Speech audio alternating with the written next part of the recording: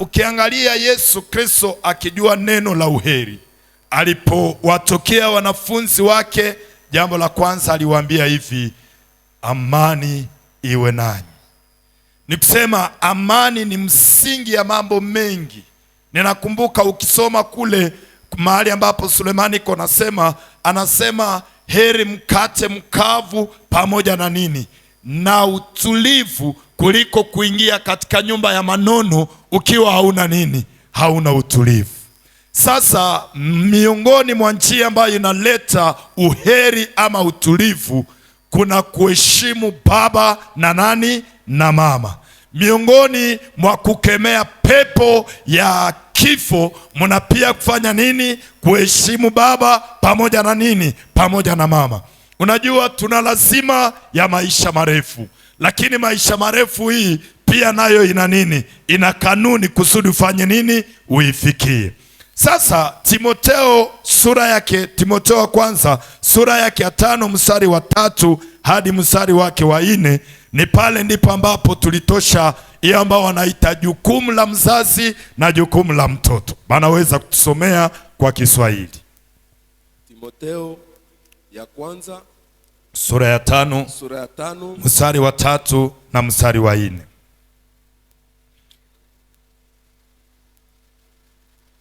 Sie bote tuna verifie. Ndio. Unaona, ninapendaka senye tuko na jifunza, sie bote tunakuwa na verifie juu tunaaminiki njo neno la Mungu. Timotheo wa kwanza sura 5. Amen. Heshimu wajane walio wajane kweli kweli. Heshimu wajane walio wajane kweli kweli. Mjane ana watoto au wajukuu, lakini kama mjane iko na watoto na iko na wajukuu, wajifundishe kwanza kuonyesha heshima kwa wenye nyumba yao wenyewe. Wajifunze kwanza kuonesha heshima kwa nyumba yao wenyewe na kulipa wazazi wao. Unisikie vizuri, na kulipa wazazi wao. Nani njo mwenye analipaka? Ni mwenye iko na deni. Zivile haweze sema ulipe na hauna nini. Sasa mwache niongeze andiko ingine. Biblia inasema hivi, kila anayelipa deni anajitajirisha.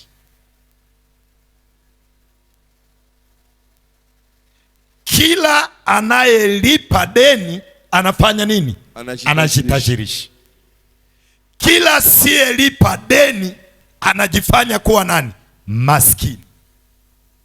Na nawaambia hivi, kutokulipa deni ni pepo ya pauvreté.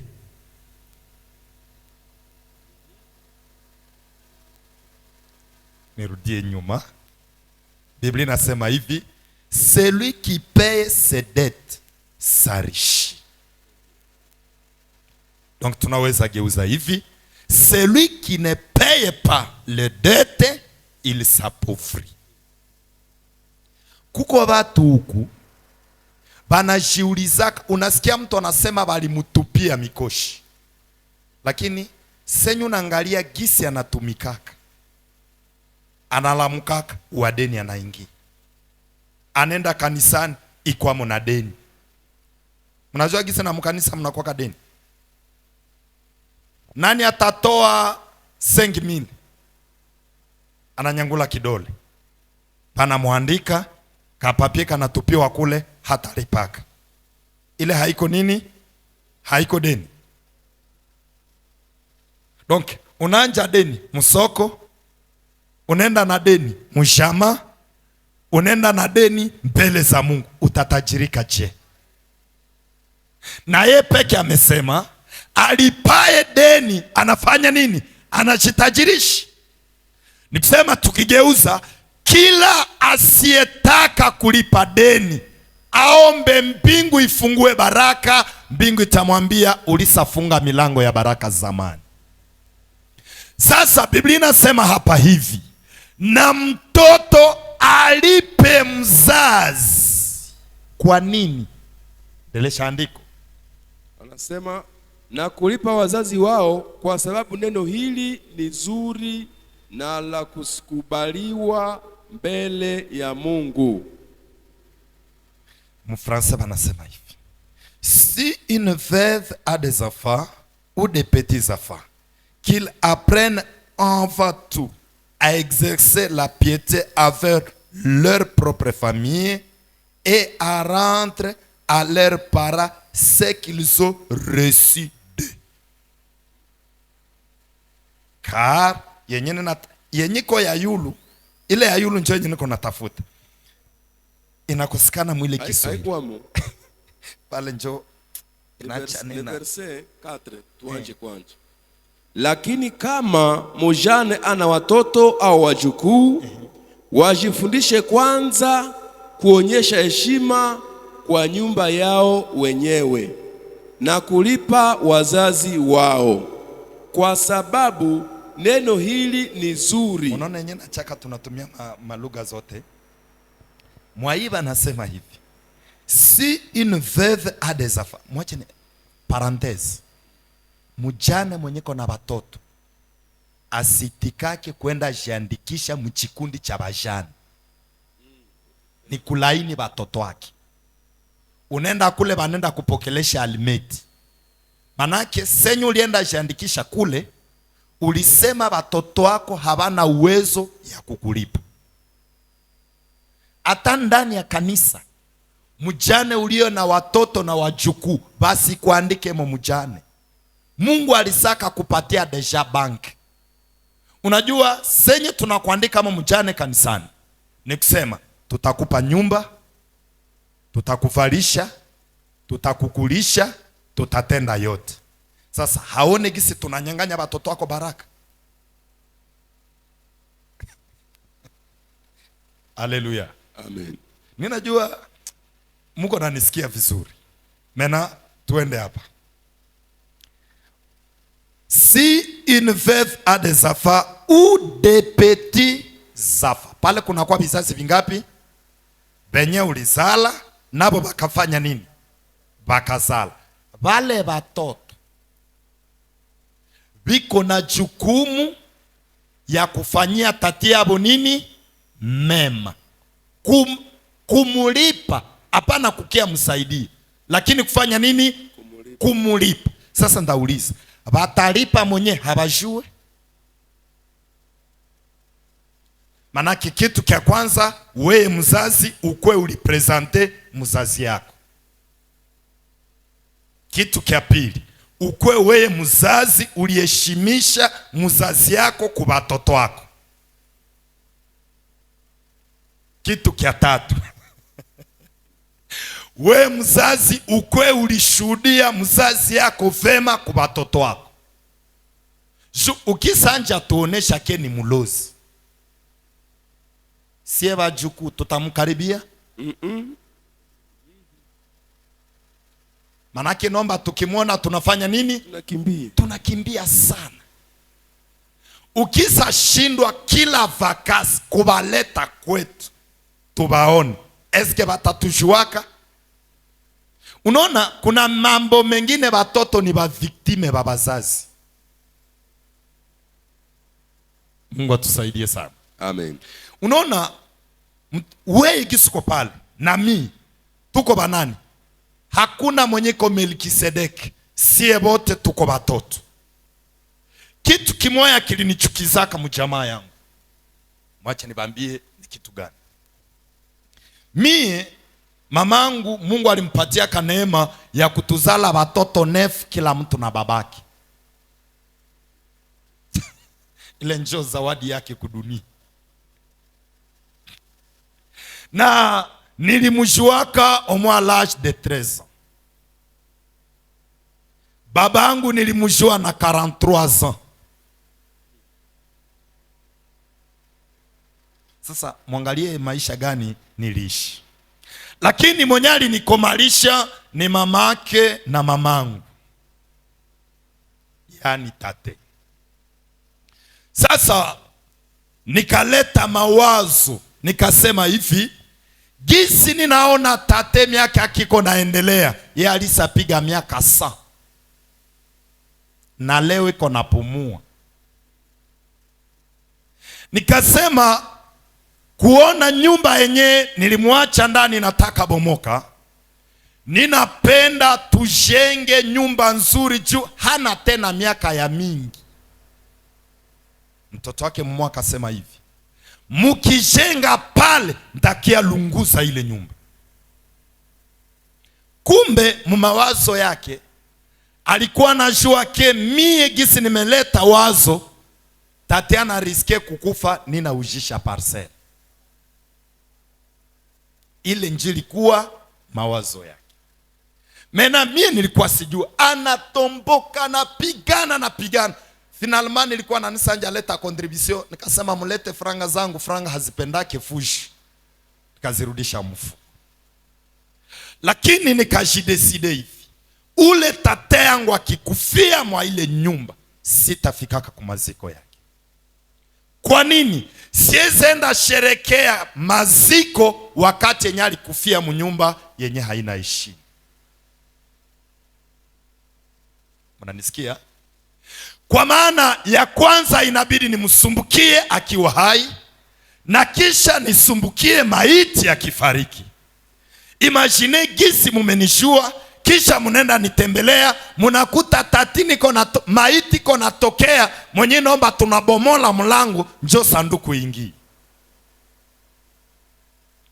Kama ni aibu, wakati yenye nilikuwa nimeachana na ile maneno, na nikakamata maamuzi ndani ya moyo yangu. Ule mama leki yangu akakuyaka, senya alifikaka, nauliza mwingine dada kwa mbali. Ule dada akamwambia, ule mwenye uko napigana naye haiko tena maskini, Mungu amembariki. Kupigania udongo haeze fanya nini? Haeze ipigania. So kama ni maparcel asasi pat. Bandugu, Yesu anapanaka kwenye mto hakukuwa na wakumpea. Mie nikibaongelesha Yesu na nabambia Yesu ni bange yangu, Yesu ni babangu, Yesu ni mamangu, atel pweke nina komala hivi mie sijue kasentire kenye babangu alinuziaka. Lakini sina naye tena vita. Tulipoonana ya mara ya kwanza hapa Butembo, nikamuletea ka 60,000 francs. Ye haya ni uziaka, lakini mie nikafanya nini? Nikakuya alipa juu Mungu njo alinipatia ka yeye. Kuko batoto benyu na bakuta leo basebi ko navuta bangi juu bababo habakubasaidiaka. No. Ile tu kukuleta kudunia ni chanjo ya receipt. Maintenant, Biblia inasema hivi, qu'ils apprennent avant tout à exercer la piété envers leur propre famille et à rendre à leurs parents ce qu'ils ont reçu d'eux. Donc, il faut d'abord parents à transmettre, maintenant achunge kitu kumuzazi, kumtoto. Est-ce que le français? Weye mzazi upande kisha kesho kifanya nini? Kameme hautakia shimama mbele yangu tilipa deni, kisha nakuuliza deni gani? Na sina modeni yako. Mzazi, tuseme kwanza kweli, deni unakia ilipisha kumtu mwenye ana munini? C'est pourquoi mie ninaambia ka batoto benye naishi nabo, nabambia hivi, munaona hii nyama yenye mko nakula haiko yenu, lakini nina bakopesha nyama yenye ndakulaka muzee. Nikibapa maragi ninasema kuleni, tupeni hata kuyalala, lakini siku yenye ndanja shindwa kuenda leti ile maragi, na mie nomba nina kula, nina tupa kuyalala.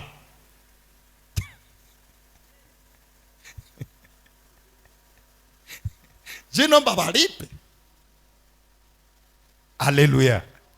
Nikisema nikimuzia vazi mtoto wangu simuzie nayo, lakini ninaweka vazi yenye ndavalaka siku yenye ndanja shindwa kufanya nini? Kutafuta vazi. Unaona mwa ile angle senyu kwa natumikia mtoto wako, napasha mtumikia na bidii. Na ya pili, kama unamwadibisha utamwadibisha na nini? Na bidii. Dayer naso ya kusema hivi, Mungu akikubariki usiitike watu kukia ikala kwako ba mingi.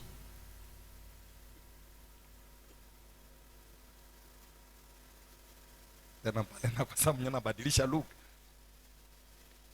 Mnajua kwa nini? Bale batu batakuya batapenda bakupendeze juu basitoke kwako. Sasa juu ya ile bananja tumikia na batoto wako, banacha unasahau muda ya kuadibisha mabange zako. Munaone nye nacha nasema vile. Paka mtoto wako atanja nyamba mpo, banenda imwanga. Kumbe kesho batakapo koma, batoto wako njo benyuta bakiaka nabo, me bale bote benyuli kalaka nabo banafaa nini? Banaenda basa faidika. Kisho nanja sikia banakuwa nasema, sie njo tulipata madibisho ya ile nyumba. Ile siku balikuwa kana totomatoma, tena batoto meno. Sasa haone kia ulisaka poteza. Banganga banasemaka hivi, on ne sauve pas la vie à perdre la vie. Niseme mkiswahili, habaokoake uzima na uko napoteza uzima. Habaokoake maisha na uko napoteza maisha. Okoa maisha ya mtu na we na uko nasaidia maisha yako kuendelea. Ni kusema nini? Hata kama watu wanakosewa, basi kuwe chanjo ya uweye kuharibisha watoto wako. Mtu anasema iko na lazima masomo, mwambie kuwa na nita ndakulipia. So please, ba mingi banakuwa mparcel, kuko benye bataviole watoto wako, kuko benye batabafundisha kuvuta bangi, kuko benye batabaonesha mafilme zenye habastahili. Na dayer bini zitakuwa 40 mu parcel.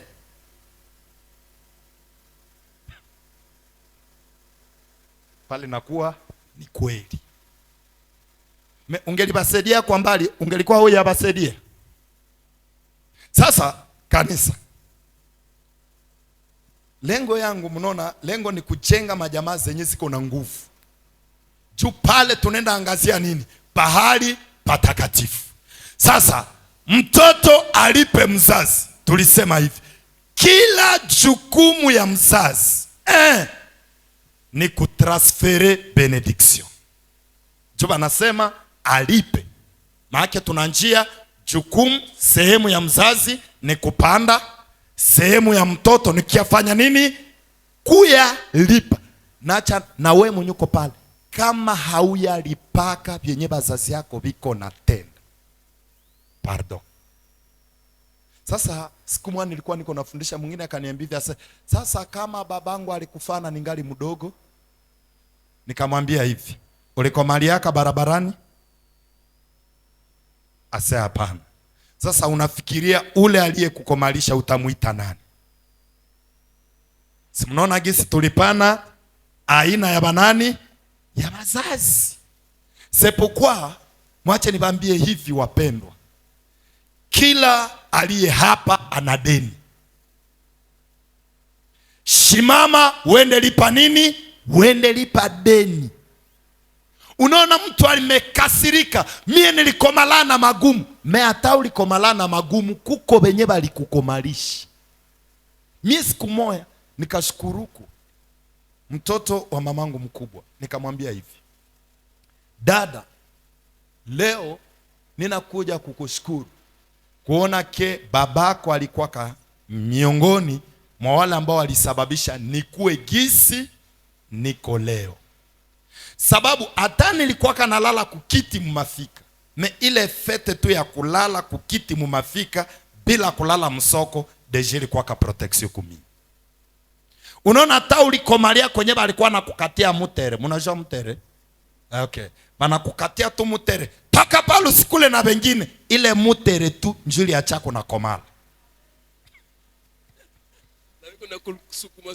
Hata walikuwa nakupiga, hata walikuwa nakusukuma, metu ile mutere gisi basa kukatia hayo, mara moja bakasukuma maisha yako mbele. Deja ukakuwa modeli. Ju ile mutere haingelikuwa ungelikufaka. Na ndiyo maana Biblia inasema atakaye kuwa mwaminifu kumadogo ni yule atakaye kuwa mwaminifu kunini? Kumakubwa. Ukijua kushukuru kwa madogo, kumbe na mwenye alikutendea kama makubwa utashukuru. Ndio. Haleluya. Amen.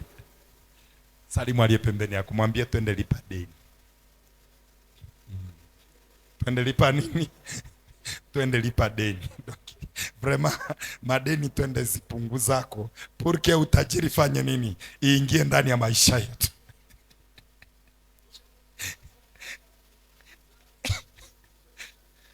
Okay, sasa nina pana jibu. Mzazi mwenye alikukomalishaka haiko tena. Mnasikia, si mnaona sasa mafundisho nanja leta nini? Maswali. Siku moja Daudi akakumbuka mema waliomtendea, wakati ambapo alikuwa hana nguvu, lakini akakumbuka kwamba kuna mtu aliyefanya nini? Alimtendea mema. Akamtafuta, anakuta ke hakiwezekane tena. Ilikuwa kanani na nani? Mtoto wa mfalme alifanyaka patano pamoja na Daudi. Sasa ikasababisha Daudi asikufe wakati ambapo alistahili kufanya nini? Kukufa. Lakini akakufa Daudi na hayakuwa kitu kia maana. Daudi ameingia kwenye ufalme, anasema pana, niko na madeni, inaomba nifanye nini? Nilipe. Ndio. Unanisikia babangu? Wakati yenye alisema alipe, anaangalia hakuna yule aliyemtendea mema, amefariki. Akauliza hivi, eske muukoo ya uzazi wake hakuna tena? Akamwambia kuna kilema kimoya tu njo kinabakilia, na ile kilema ndio kinatoka mwa ile ukoo ya yule aliyekutendea nini? Aliyekutendea mema. Akasema mwende muleta haraka akuye kula na mimi nini? Mezani. Ni mema ambayo baba alitenda, haiko yeye ndiye alitenda. Ataishi kwa mema ya mzazi, ataishi kwa lile ambalo mzazi alifanya nini? Alinitendea. Mumlete akule nini? Akule mezani. Nikusema wale waliokukomalisha katika ukoo yao, kuna watu, enda watafuta, uambie hivi, nimewatafuta kulipa deni ambayo balinitendeaka ndani ya ukoo yenu. Na sasa watakaposikia lile jambo, watasema kumbe wema ni banki. Yaani Mefibosheti alipokuwa akikula mezani, alielewa na kusema kumbe baba aliachaka banki. Voilà aujourd'hui ninakuya retire wakati yenye mie sikutenda kitu. Haleluya.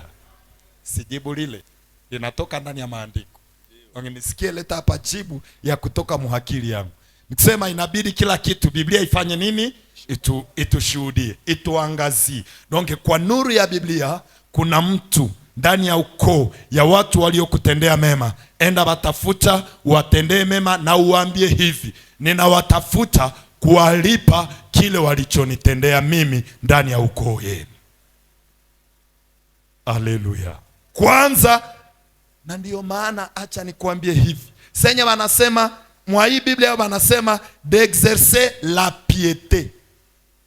Nikusema kuexercer utakatifu, wema, vitu vizuri kwanza kule kwenye unatokea, na juu ya ile utaitwa mwenye heri. Sasa nafasi ya kwanza ya mzazi, je, yenye tuna njia yako leo ni kutransfere benediction. Wewe ambaye umeokoka, inawezekana wewe wazazi hawakukutransmetra ka benediction. Juu Biblia inasema mtu anapana alicho nacho. Lakini acha nikwambie hivi, kuna baraka ambazo Mungu alitiaka juu ya kila jamaa. Kama mzazi yako alikulainiaka, ungelikuwa na magumu. Na ndabambia hivi, hata ndani ya ignorance, tukwake naomba Mungu, hata ndani ya ignorance unaweza okoka, kumbe na kungali kitu kenye balisemaka juu yako na hujaokoka kinaweza kufata na ulisaka okoka. Ndiyo, Biblia inasema tazama mambo yote imekuwa nini? Imekuwa mapya. Mie ninabapatia experience yangu mie mwenyewe, na wewe uko na experience yako. Kwenye nilikomaliaka ule mama ninamshukuru, lakini alikuwa kana karama moja, ni ya kulaani.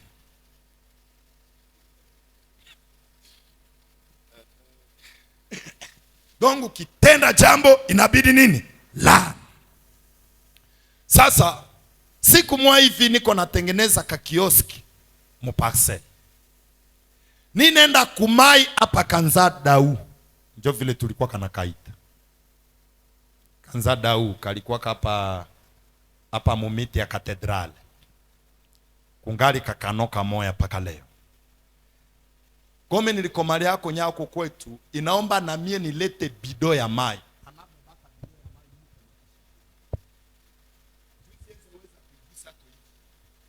Asetala kwetu kulikuwa kabibido vya golden. Golden vya kuzunguruka hivi. Sasa nikafika na biko na bomola kioske banayota. Mie niko na jenga kioske, nabo banafanya nini? Banaibomola, banaota mambao. Senye ninauliza bananiambia hivi, ulisaka katalia kwetu siju kwenu mnalalaka njala? Nikakuwa oblige ya kukimbia. Sasa baba mnyali nikomalisha alikuwa amemaliza siku mingi Thailand, après 3 jours akakuyaka, nikafika mwa ile parcelle. Mama kulikuwa niulize juu ya nini nilikimbiaka, akanja nitukana. Mwa ile kunitukana nikafikia hasira ya juu. Akaniambia wewe palikuwa na bananitaka mo Prudence en ce temps-là. Mais leo bananitaka mo Christophe. Ilibadilisha kile jina. Akaniambia Prudence, utateseka kama maisha yako. Nikamshibiaka hivi. Kuteseka haikukuiaka manyama, ilikuiaka watu. Kumbe na mimi nimesema amina, ndafaka nini? Ndateseka. Angalisho. Banaposema neno isiyofa, usiseme amina. Nikatoka, nikaokoka, nikaenda, lakini mu maisha yangu yote nilikuwa nikipata pesa kama haziaisha na siya pumzika. Sasa wakati mwa hivi tukiingia kama jeune de prière, vraiment maombi kwa kitu kia maana. Tuko naomba na nimeanja masomo Kofako. Le Kofako ya pale le foyer, njo kwenye mimi nilisomeaka. Nilienda jiandikisha kwa masomo. Hapana mzazi anakutuma, mewe peko nafanya nini? Unaenda jiandikisha kwa masomo. Nimeacha wengine kumirago, mie ninaenda kwa masomo. Mungu akabakia akiwaambia, katikati yenu kuko mtu akataa majina yangu, bali mwambiaka atatesekaka, na juu ya ile fasi yote kwenye iko hakubalikake. Akipata pesa kama haziaisha, hayafanya nini? Haya tulia. Atakapo toka kwa masomo, mumwekee mikono. Mungu ni wa rehema. Na Mungu kujua mtu kabla ya misingi ya dunia ni jambo njema. Kwa maana laani na kuyaka, baraka ni satangulia. Na ndiyo maana ataweka njia ya kuangusha nini? Ya kuangusha laana. Na gisi tuko nasikia kwa Isa, ni njia ya kuangusha nini? Ya kuangusha laana. Nikaompewa na laana ikafanya nini? Ikafariki. Na ilipofariki nilisoma, nikasoma, nikapata diplome, nikaenda nisakafika deuxième doctorat. No, nikaendelea tu. Kama ni maparcel, leo niko mwe na 4 parcel. Juu ya nini? Laani ilianguka, baraka ikatembea na mimi. Na ninashukuru mtoto wa ule mama aliyenilaani ameniita, nasema kaka, maisha imeharibika. Nimemwambia usiogope, ndakutafutia kapital. Juu ya nini? Inaomba kulipa deni. Amen. Wapendwa, kanisa kama hatutafundisha vinavyoweka maisha ya watu kutembea. Mtatembea vifungo vikitembea na sisi. Na sasa jambo la kwanza la mzazi ni kutransfere benediction. Acha nikwambie mzazi wao ambao umeokoka, kuna muda ambaye inabidi kuita watoto, unawawekea mikono, unaanja kiri kwa kila kichwa ya mtoto. Usiogope. Biblia inasema mtawekea wagonjwa nini? Mikono. Mikono ya kila mpakaliwa ni mikono ambayo ndani yake ina ushindi.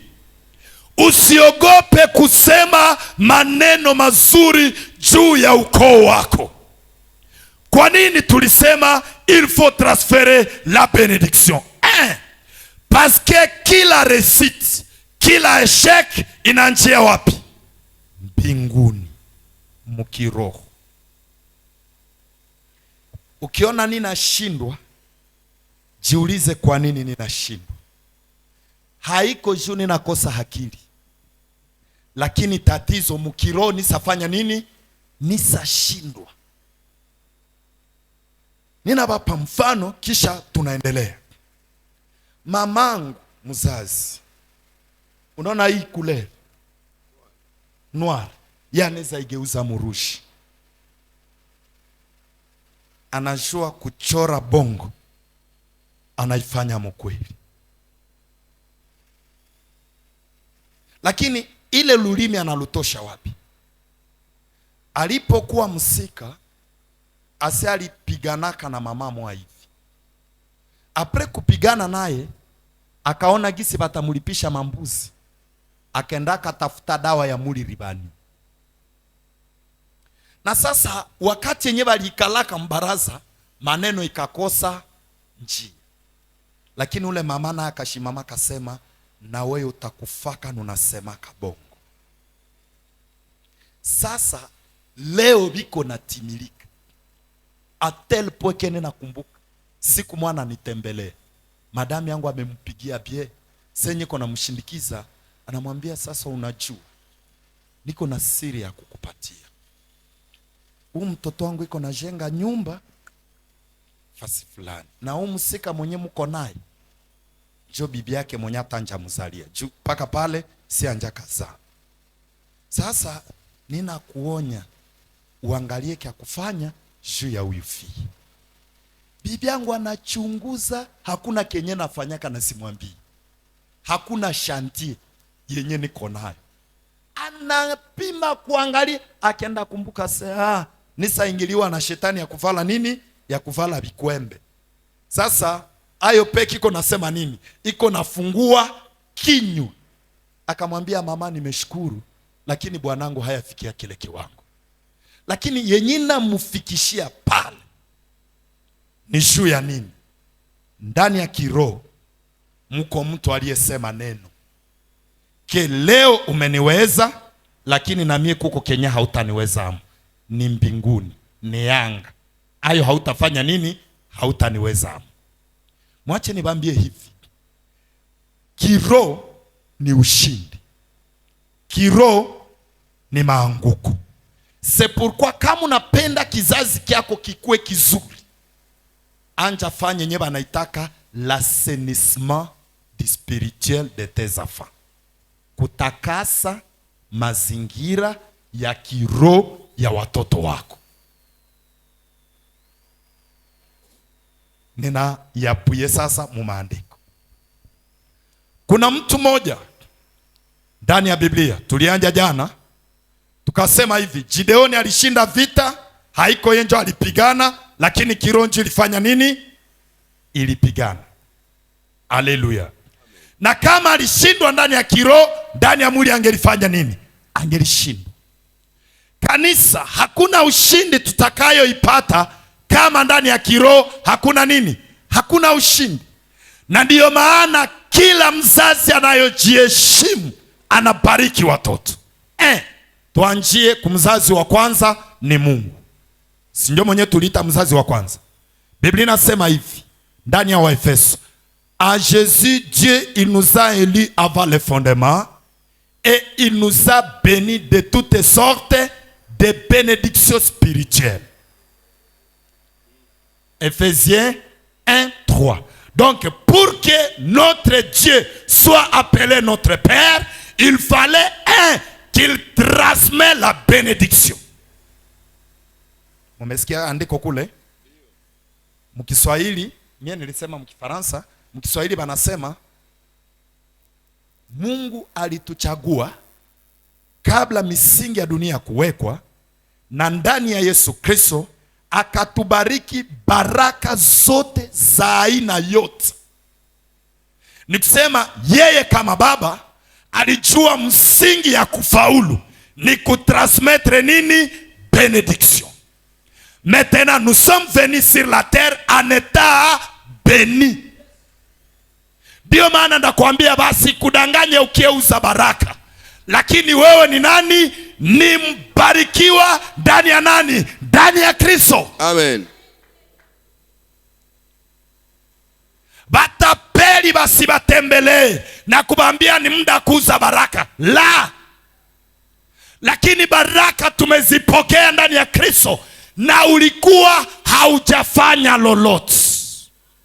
Ulikuwa haujajua kuimba, ulikuwa haujajua kutoa, ulikuwa meme haujaokoka, lakini mrehema za Mungu akakuchagua na akakubariki. Amen. Na sasa kwa utimilifu akakuita ndani ya Kristo, na kwa damu ya Kristo, kwa vidonda vya Kristo tunapokea yote aliyotuahidi. Yes. Na ninatembea ndani ya hiyo. Siku moja nilikuwa na tatizo, pakaujisha parcele nye nilikuwa nimeweka ndani yake kituo kia afya, ilibidi kifungiwe. Nikaambia Mungu, l'or et l'argent t'appartient. Nikamwambia hivi, hiki kituo nilikitaka le rock, juu ya kusema kile ambacho Mungu amenipa hakezi anguka, mwamba haianguki. Nikaambia Mungu, hii parcele banipatie hiyo kudeni, ilikuwa kapembeni ya pala. Nikenda yomba mwenye nayo, bakanipa hiyo kudeni. Msaona parcele ya deni, bakanipa hiyo kudeni. Wapendwa, mwacha niwaambie. Ndani ya Yesu tuko na uwezo myote. Ndio. Siku mwa Mungu ananiambia, nililungiaka kwetu. Sasa kanja tokea magumu inanjingia, nikasema Biblia inasema utaacha baba na utaacha nani? Na utaacha mama, utaambatana na nani? Na mke wako. Sasa inabidi nitoke. Mungu na akaniambia, tayarisha vitu vyote utoke. Sasa nimeandaa vitu vyote, nifanye nini? Nitoke, lakini sijui ninaenda wapi. Ni kwa imani. Nikatoka nikatembelea kotea kule Katuru, nikaona nyumba moja ya briki. Nikaambia Mungu, kama umesema nitoke, hii nyumba wakwenda nilipisha $10. Nyenjo natia kunyumba watu wako bei. Nikatembelea mwenye nyumba akaniambia, ile nyumba yangu ni $25. Nikamwambia mimi nitakuwa nakupatia $10. Akasema uende ndanja rezoni. Senye nilikiaka kesho yake nipatie basi makuta. Haiko yenjo ananiomba, anasema nimpe makuta. Mimi mukiro nisa fixe bei kunini kwa ile nyumba. Combien? $10. Wapendwa, avec Dieu nous ferons des exploits. Msikuwa nachunga ma exploits akose tutanjaru kisha manjanja. Pale kwenye huko nilikuwa kana bushemi wa manguruwe paka na mananja sema seni na hivyo kaka. Pale fungi. Senye ninaona wakati ya ibadi natafika. Oro nyama hawezi ifungia mbushiri. Ninashimama mbele ya bushiri nasema, ninafungele milango yote. Ninaita baklia. Bauze inyama yote ninaenda kuibada. Nyie bote hamutaujisha, senye ninamaliza njo munanja ujisha, nafunga kamlango ninaenda kuibada. Final baba kanja sema ule vie anadanganya kasi anaenda kukanisa. Ule anaivukaka. Shia nini? Tuko na uwezo, tuna mamlaka. Finalement ya maana ni kujua identite yenye uko nayo. Wakati bwa watu wananiambiaka, ni siku moja kanisani, wakasema tunashimama tunaombea mchungaji juu ya utasa. Wakaniombea, watu wanalia, watu wanalia. Nikawaangalia bakanyamazaka. Sasa siku moja nikabahubiri, nikabambia mie ninajua siku yenye ndazalaka, paske Mungu asaka niahidi ndazala tu ba mapasa, lakini alisaka nitrasere njia. Hata muniombee leo havitawezekana. Unaona? Donc ninaishi na ninajua ninatoka wapi na ninaenda wapi, na ile naacha niko stable parce que je sais Dieu même mon vieillesse il donne. Wapendo, mwache nibambie hivi, paka leo Mungu anaumba. Na bote benye balitembeaka na Mungu balionaka gisi ko naumba. Na ndiyo maana ninataka kuambia hivi, tembea na Mungu na iko naendelea kuumba. Utaniambia, Mungu iko naendelea kuumba. Ninakupa mfano. Moizi anashimama mbele ya Farao. Anamwambia kesho hii nchi yote itakuwa mobekeri. Vilitoka wapi? Pale Mungu akafabrike bekeri. A tel point que kukitanda bekeri, kumeza bekeri, mchakula bekeri, unaruka bekeri. Tena anamwambia kesho vitaisha, vina disparate. Vimenda wapi? Anamwambia kesho uvumbi hii itageuka nini? Itageuka chawa, na kesho chawa zinajaa nchi mzima. Nikisema Mungu aliendelea kufanya nini? Kuna mtu anataniambia anaendelea kuumba. Mwache niwapatie mfano wengine ndani ya Agano Jipya. Biblia inasema mtu mmoja akaumwa na nyoka. Ilitoka ndani ya kuni. Ndani ya nini? Ndani ya kuni. Watu wakasema cette fois-ci imefanya nini? Imeishi. Mungu akatengeneza antidote. Pale anafanya nini? Anaumba. Anatengeneza antidote vaccine na kumtobola nayo Batu biko na chunga kufe, lakini banona mtu anafanya nini? Anaishi. Ninataka ambia mtu mwa hivi, Mungu anje umba na weye vitu ambavyo havijakuwa. Kama ni nyoka, pokea antidote. Kama ni umaskini, recevez une autre chose. Pourquoi Dieu crée aujourd'hui éternellement? Il est le même hier, aujourd'hui, éternellement. Il crée encore. Il crée encore. Il crée encore. Il crée encore. Wacha nimeoneshe fasi ingine Mungu anaumba. Lazaro anakufa 4 jours mukaburi. Medicine inasema hivi. Medicine na nyebe nye munatembeleaka kumopitale munabijua. Mtu akikuwa mukoma mu une semaine, mu un mois, na talamukaka omwena kaparalizi. Juu ya nini? Aliingia mukoma une semaine, 2 semaines ou 3 semaines. Mtu akikufa après 24 heures ananjaka kuwa decompose, na harufu inafanya nini? Inakuya. Tisi zote zinaribika. Mena 4 jours. Badalake bakambia Yesu, tusitoshe lishiwe. Jo alisafanya nini? Asanuka. Kumbe le créateur, il était déjà présent. Le créateur, il était présent. Est-ce que tu sais que le créateur, il est présent? Est-ce que tu crois que le créateur, il est présent? Qu'il commence maintenant à créer dans ta vie, dans le nom de Jésus. Ninakiri juu ya mgonjwa hapa, Mungu akumbie afya. Ninakiri juu ya anayelia, Mungu akupe furaha na aumbe vitu vipya dans le nom de Jésus. Quand tu parcours la Bible, Lazaro hakufufukaka, anakuya na kasekele. Lakini akakuya yeyote gisi alizaliwaka. Oh, quel miracle. Hii haiko mwili yenye lizikiwa, lakini ni mwili yenye mefufuliwa. Na ndiyo maana nawe nakwambia hivi, kuna mwili iliyozikiwa, usitoke na ile, lakini Mungu akupatie mwili mpya yenye ndani yake hamuna sekel, yenye ndani yake hamuna njia ya mauti, sababu le créateur il est présent. Na ndiyo maana bakambia mtu mmoja bakasema, usiniambie ungali vierge, le créateur est là, tu seras sainte, parce que la grâce de Dieu imekuchagua. Usiniulize vitawezekana namna gani, car rien n'est impossible à Dieu. Na ninaongeza, car rien n'est impossible à celui qui croit à Dieu. Donc quand nous croyons, nous aussi tunakuwa benye, rien n'est impossible devant nous. Rien n'est impossible dans notre vie. Rien n'est impossible dans notre marche, car je vais parler. Amen. Donc nikiona mlango imefungwa ndayambia hakuna mlango itakaofungwa mbele yangu. Ouvre-toi. Na inafungulika. Amen. C'est pourquoi maintenant, wewe uko mzazi, umeona giza, haujaona, ambia watoto mpige magoti. Unaanja sasa, leo nimepewa mamlaka ya kutransfere. Aujourd'hui, mtoto wangu, sikia, la ville de Butembo itajisoumettra kakuweye. Konye mie nilikuwa locataire, weye uza maparcelle. Mie sikuvala ziper, vala maziper. Mie sekulungaka, nyie mulunge.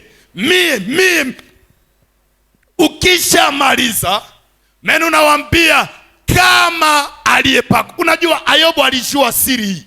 Batoto bakikuwa mkaramu, yeye anafanya nini? Anawaombea. Nasoma lile andiko.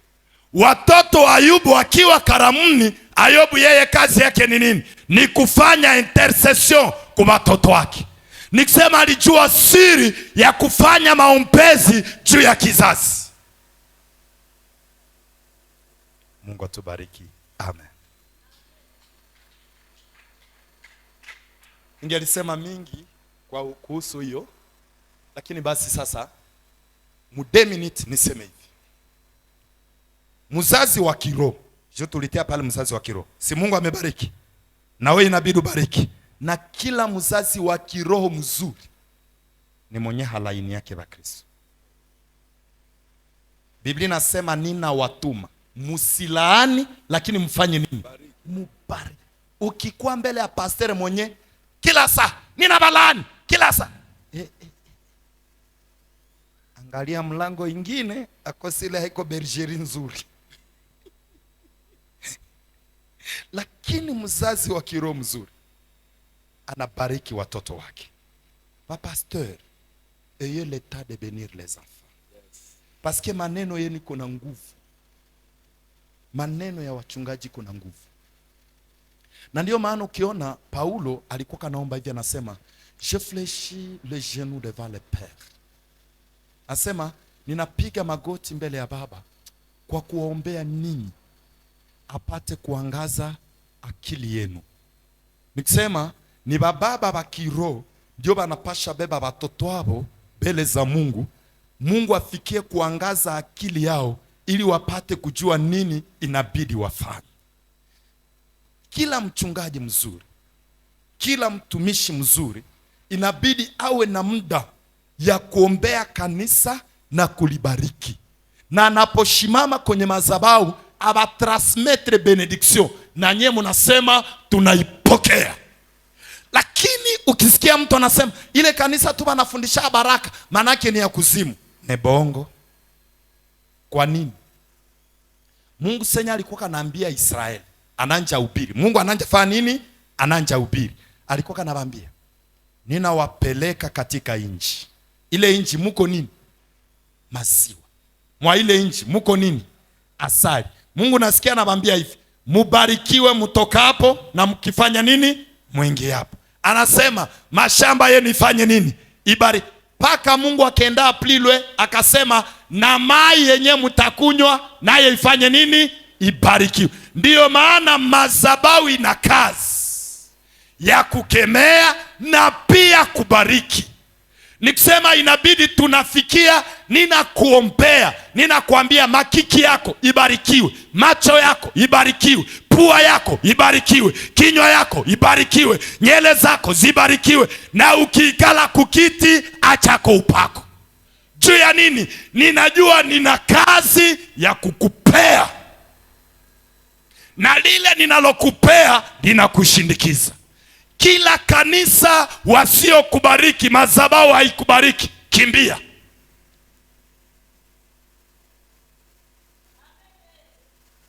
ile ni kukajole ba Kristo. Manake Mungu alianja tukajole. Madhabahu ina mambo mengi. Mtu anaposhimama hapa ina mambo mengi. Hapa kuna uzima, hapa kuna mauti, na ndiyo maana inakatazwa kujaza madhabahu machozi, sababu ikijaa machozi taifa nzima italia. Na ndiyo maana watu wa Mungu, samahani, mnaposhimama mbele za watoto wa Mungu, mjue kwamba mmepewa funguo ya kufunga na kufanya nini? Na kufungua. Mfungue maneno mazuri kwa watoto wa Mungu. Kwa maana mwache niwaambie hivi, eske mnajua ke maisha yetu iko mikono yenu? Wachungaji, mwache niwaambie hivi, nani njoo alianja kaingia Kanana? Kati ya wachungaji na taifa. Ama turudie kwanza nyuma, nani alianja kavuka bahari? Mtaangalia hivi, haiko wachungaji, lakini ni nani? Ni mataifa. Juba aliambia ka Yoshua, weye utaambia makuhani bafanye nini? Babebe nini? Sanduku. Miguu ibakie munini? Mumaji. Lakini taifa ikie na majiwe ya ushuhuda, ipite ingie wapi? Ingie upande mwingine. Nikusema inabidi kwanza taifa ipite, sie na tungali wapi?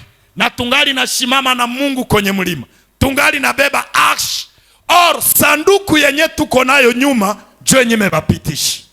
Acha nikwambie hivi, Mungu atakupitisha kwenye mchungaji hayafika, lakini pale kwenye umefika, umepafika kwa upako yaliye nyuma yako. Sikia, kuna mtu ananisikia? Umepita kwa upako yaliye nyuma yako. Ndiyo maana kama nina lazima ya gari, Mungu atababariki magari. Kisha unaangalia nyuma unasema, Baba, gari njoi.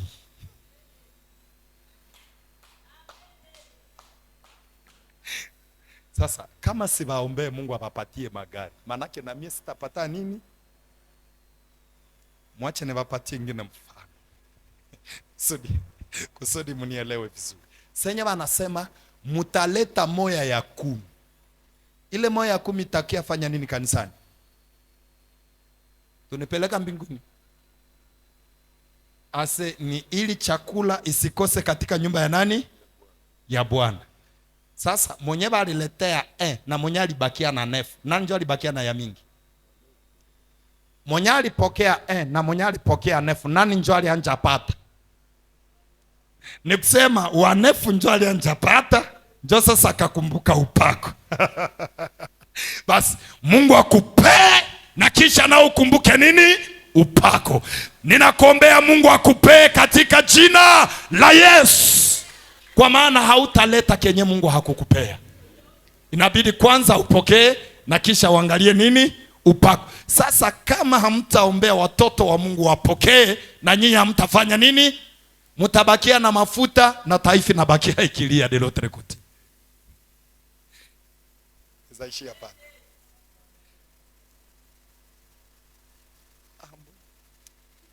Basi ndio wakati ingali, lakini ninaweza penda niongee na nyinyi na niko na maneno mengi. Muniruhusu kwa rehema za Bwana.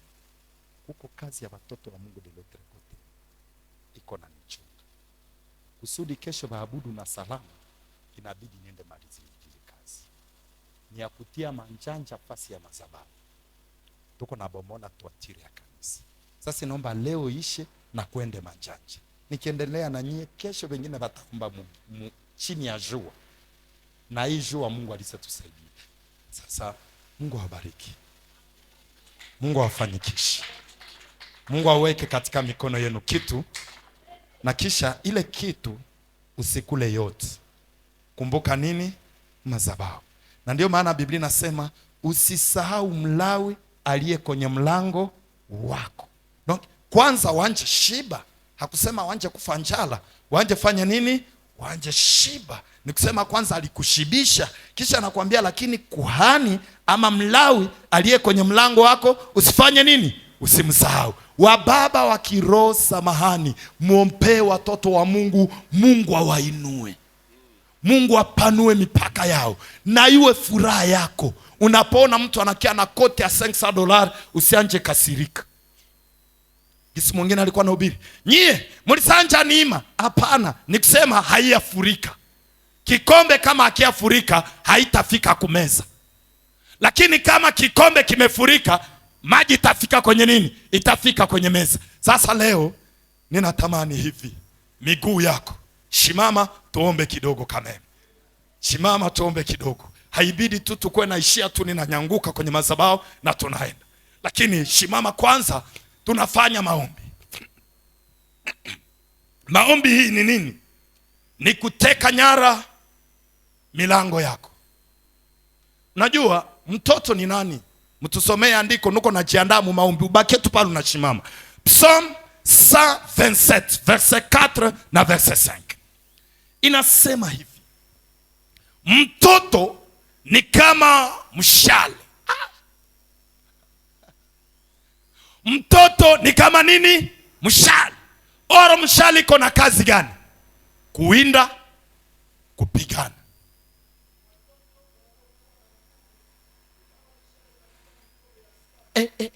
Watoto walio na nguvu ni kama mshale katika mkono ya nani? Eske mnajua gisi wachungaji ni majeshi?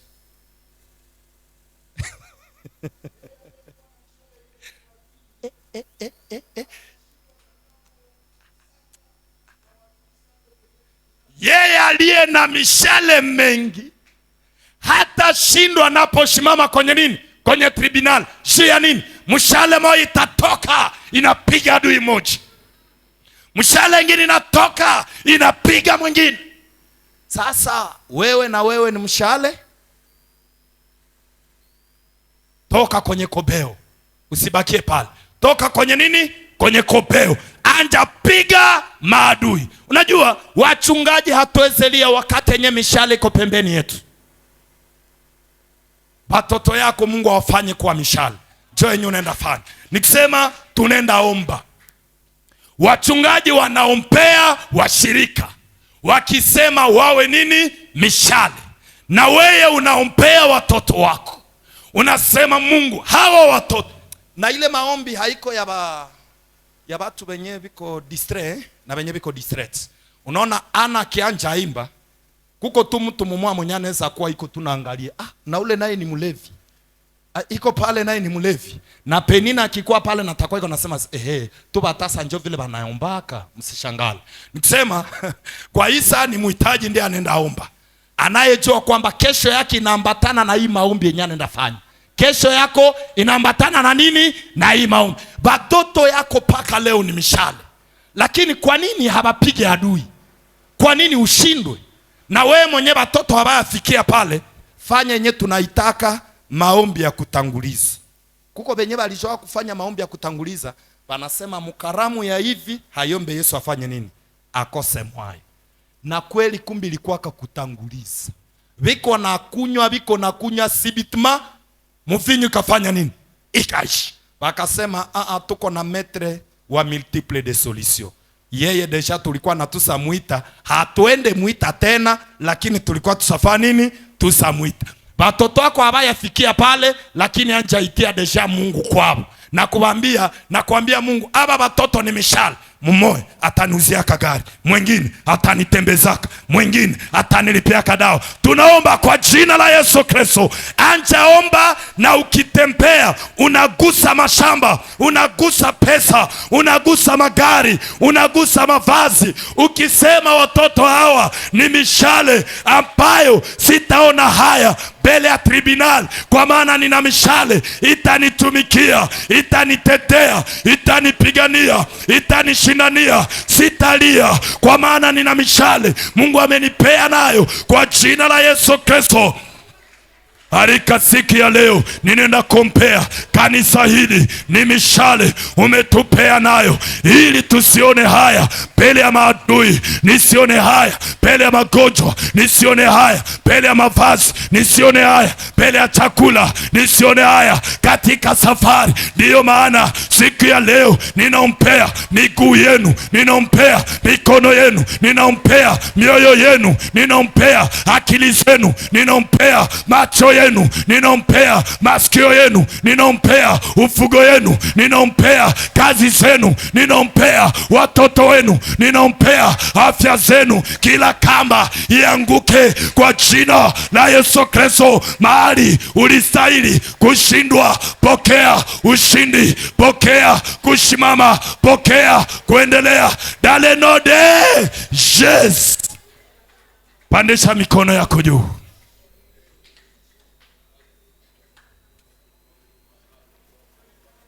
Wa milele Mungu, sikuona ndani ya Biblia aliyebariki taifa kwa jina lake, lakini ndani ya Biblia niliona waliwabariki watu kwa jina lako.